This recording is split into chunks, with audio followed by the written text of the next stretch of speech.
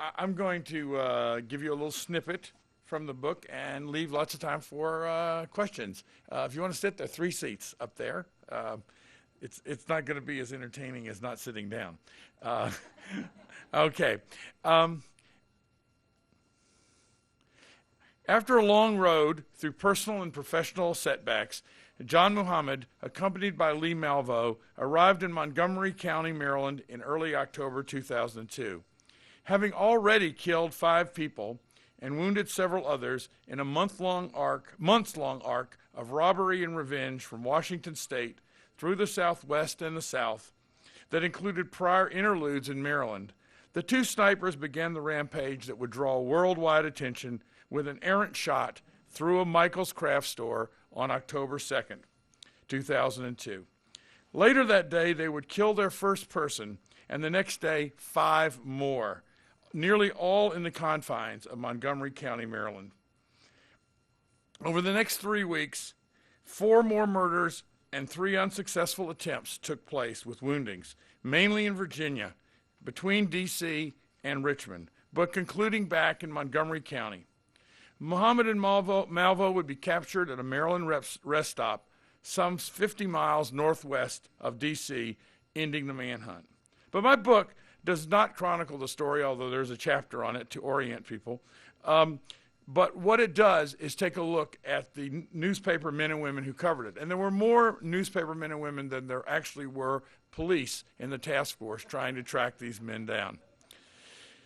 The media, that 2,000 strong, turned out an inexhaustible supply of words, images, and sounds to explain what was occurring. An initial way to address this explosion is to begin with the continuous coverage available on TV. Studying these broadcasts of 2 hours or more of breaking news allows an excellent but not fully typical vantage into understanding in general what the press tried to do.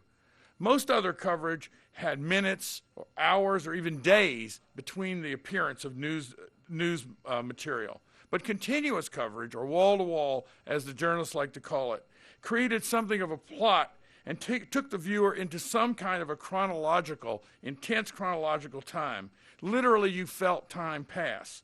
It's really visceral watching these elements of continuous coverage. Chronology gives way to your sentiment or your feelings. This coverage was done and redone 8 times in the 23 days of the event, from the very first day to the very last day. And so what I want to do is take a look at this continuous coverage, and then we can, of course, afterwards talk about other elements of the coverage as you wish. Some of the coverage ran for 12 hours straight, but always there was a basic structure. Stations came on the air with a loud fanfare heralding important and significant developments in the sniper case. The logic or teleology of the initial announcement was that something important had happened. But by continuing the live broadcast, they were implying something else would occur. At least there'd be new information. And on the whole, this never was realized except in the very last case.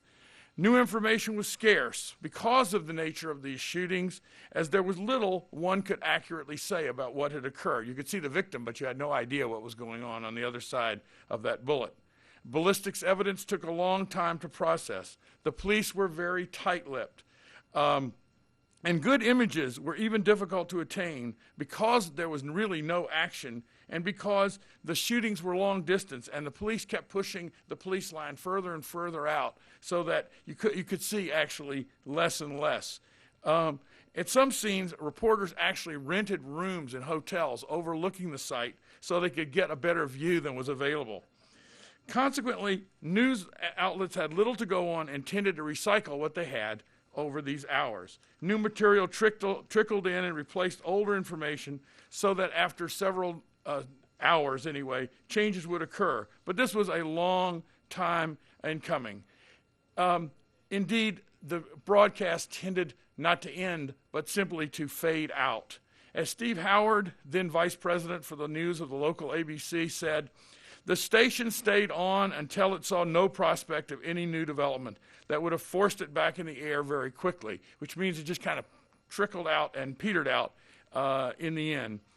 In short, these broadcasts, somebody over there, it's coming through the mic. In short, these broadcasts were generally, everybody sitting here, it's the only people who could call me.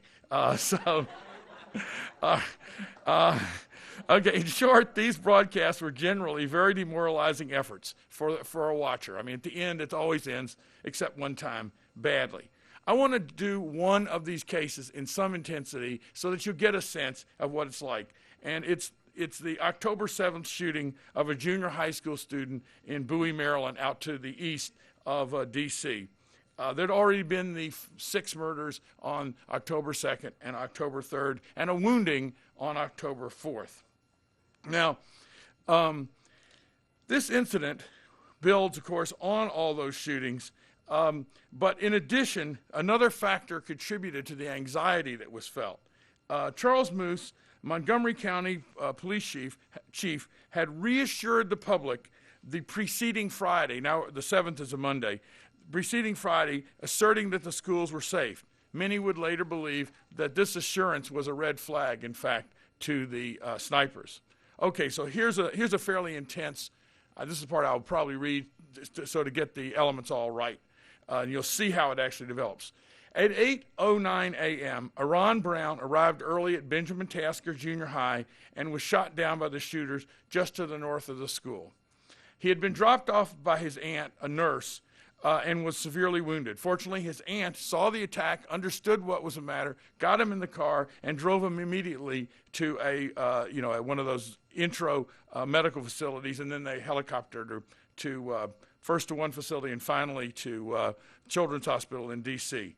The principal heard the shot, the staff heard the shot. This was before anyone was coming, and ran outside and just saw a car zooming off. So he and no one else knew much. Nonetheless, of course, there was the clatter on the police band, and right away the local channels knew that something was going on.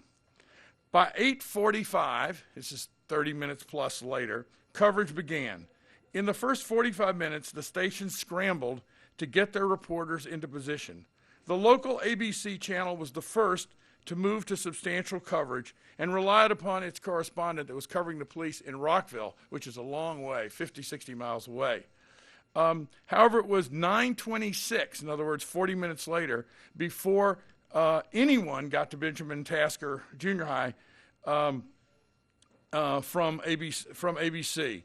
Impressively, the NBC affiliate, which is the dominant player in local news then and still now on TV, did have live shots right away. They had a helicopter up at 8:55, and they were using their task force reporter at the same time as they had these live shots. They didn't have anyone on the ground, and in fact, the NBC channel did finally have someone on the scene at 9:29, which was moments after the ABC channel.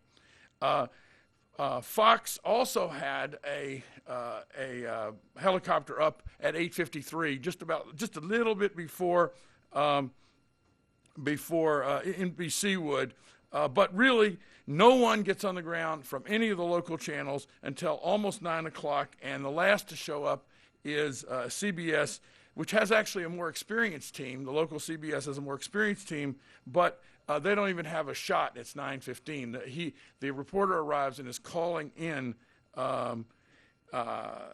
his reporting.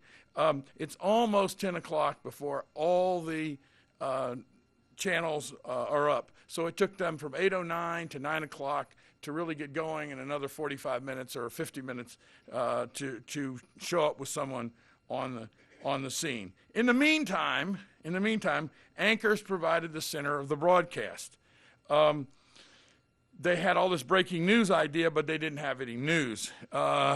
So what they did was, and what they would do in every case, is they would move from source to source. Reporters, interviews, officials, on and off camera, whatever they could get, always coming back to the anchor. All this produced a staccato that actually did increase your intensity, but mainly anxiety because no news was actually forthcoming. I mean, it's jumping around, but it's hitting a dry spot in every place. I mean, the anchors are trained to speak in neutral and calming tones, but I think in this particular case it was counteracted by the medium itself.